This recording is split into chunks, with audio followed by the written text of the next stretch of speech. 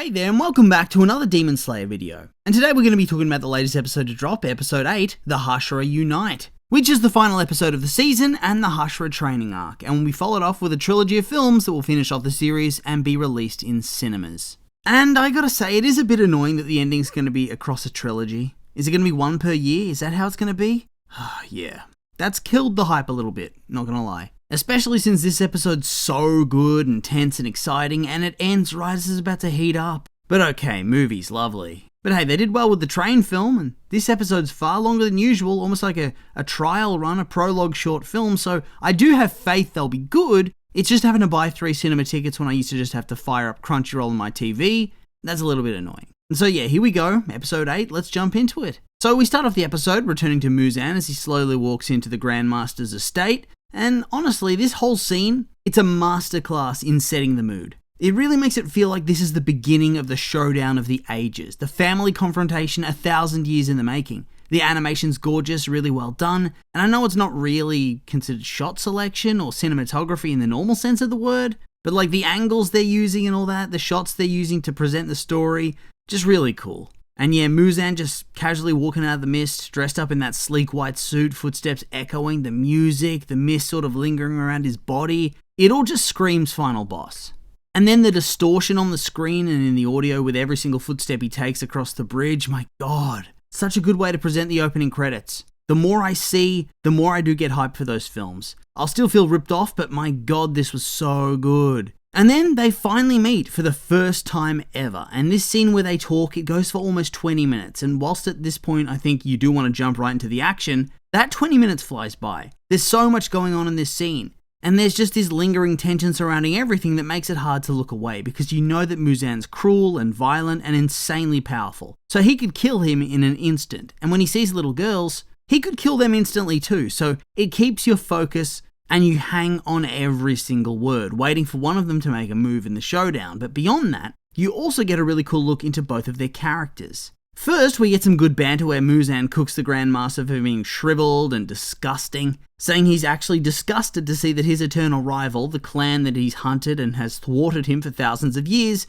has been reduced to this. So, guessing he was hoping for some sort of battle, but instead he finds a sickly man who can hardly even sit up, let alone try to fight him. But yet it's clear that he's determined to see this through. Hell, the Grandmaster apparently only had days to live 6 months ago, so if nothing else, despite his physical degradation, this dude is tough. And then we dive a bit into the Grandmaster's motives, revealing that the two of these men are actually related, that his whole bloodline and his clan has been cursed because of Muzan, because somehow it's their fault that Muzan exists. Even now, 1,000 years later, they're being punished for it. Hardly seems fair at all. But it is what it is, and Muzan just doesn't care. He keeps on mocking him until Muzan sort of gets rattled by everything suddenly out of the blue because he notices the little kids, the daughters of Ubayashiki, tossing the ball around and singing that nursery rhyme in a really eerie manner.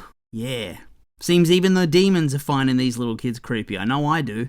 But it also felt like he took a sense of longing for family away from this interaction. When he sees the kids, that's just what I took away from it.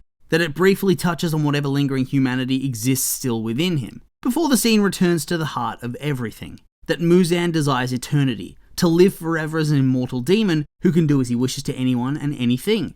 And to complete his plan, he needs Nezuko, from who he can take the ability to survive in the sun. But then this contrasts with what Ubayashiki believes true eternity actually is, what immortality means, and that's the endurance of the human will, the collective path of humanity.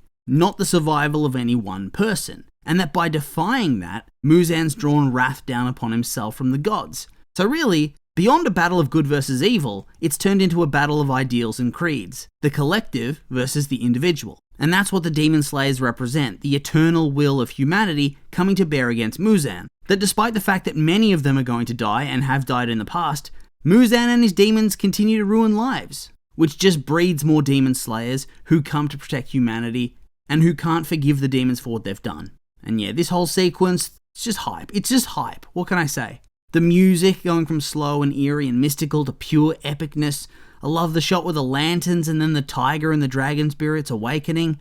Oh, love this whole sequence. It took up a huge chunk of the episode, but I just loved it. It sets the scene perfectly. If only we had more episodes to follow off on some of the battles. But yeah, we still have more here. Ubuyashiki reveals that he knows that if Muzan dies, that's it, the demons are gone, and so now Muzan's a bit pissed. He goes to kill him, but not before he's told that with Ubuyashiki's death, it will simply spur on the demon slayers to fight for him, to avenge him because they love him so much.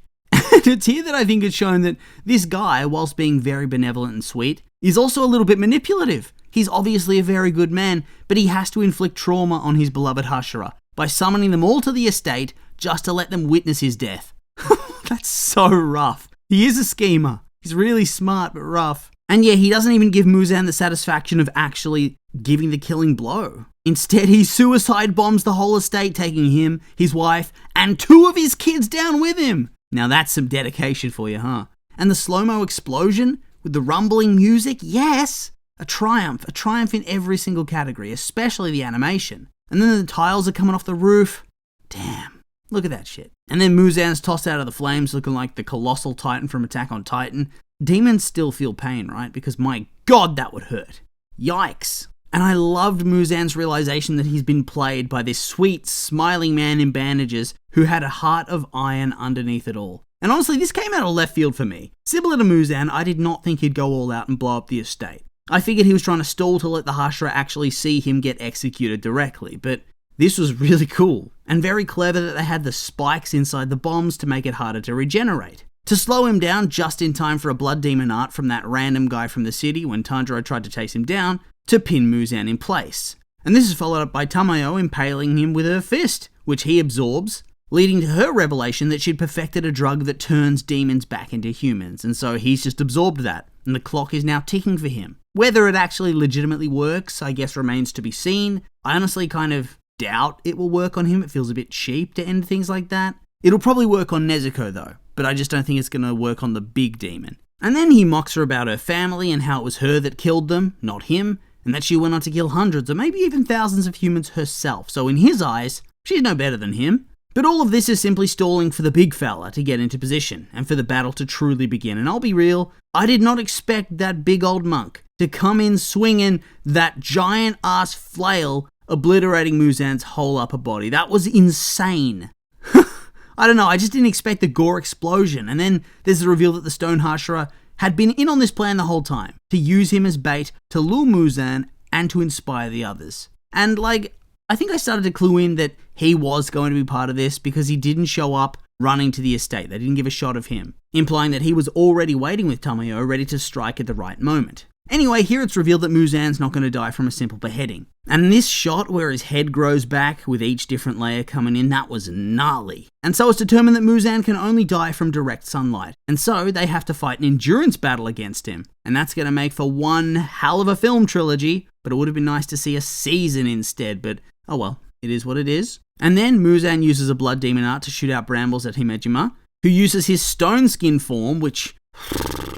holy shit. This fight is already so badass. You love to see it. And this is just the preliminary, just the first strike. And then the Hashira turn up and the hype level soars to all new heights, as all of them power up and charge him, even Tanjiro. And since his form uses fire effects and he has Rengoku's blade guard, it's almost like he's there in spirit too. And I'm hyped, we're all hyped, it's time, hell yeah, let's go! Only for Muzan, the bastard, to pull the blue balling trap card of the century, using his sidekick to summon everybody into the Infinity Castle, preventing them from attacking him all at once. And not only that, but we get a montage of all the demon slayers being pulled into the castle. So Muzan had his own plan. A plan to lure them all to his home turf, away from potential sunlight, where he's gonna kill them all. Also, seeing the plebs, Murata, Tanjiro's friends, made me sad because they're gonna get wrecked for sure, right? They have no hope. Oh, now I'm depressed. At least Inosuke's happy about this though. And Zenitsu. And I was sure he was going to be asleep, but then they pulled the fake out and the dude's awake and actually seems ready. Is this going to be his first properly conscious battle we've ever seen? I actually don't remember him being awake for any demon kills. But yeah, this whole sequence, so damn good. And the fact that it ends with no battle... yeah, I get it, it's the perfect place to leave off, but you can't help but feel a little bit desperate for more. Hope those movies gets announced soon. And then they finish off with a cute Rengoku sequence where he force ghost speaks with Kanroji and Tanjiro during the Taisho era secret segment right at the end. Which felt like the first time that one of those segments ever really turned serious, which, well, I guess it sets the tone for the films, right? Would be nice to see him speak from beyond the grave during one of the movies, to be honest, like Sabito did. I mean, it's unlikely, but he was such a massive part of Tanjiro's story, and Kanroji's too, so it would be nice. And yeah, epic, I loved it, perfect finale, but isn't really anything else to mention now, and so, with all that being said, these have just been my opinions, and now I'd like to hear yours. What did you think of the episode? You like it, hate it? I'm curious for your thoughts, so make sure to like, comment, and subscribe, and let me know.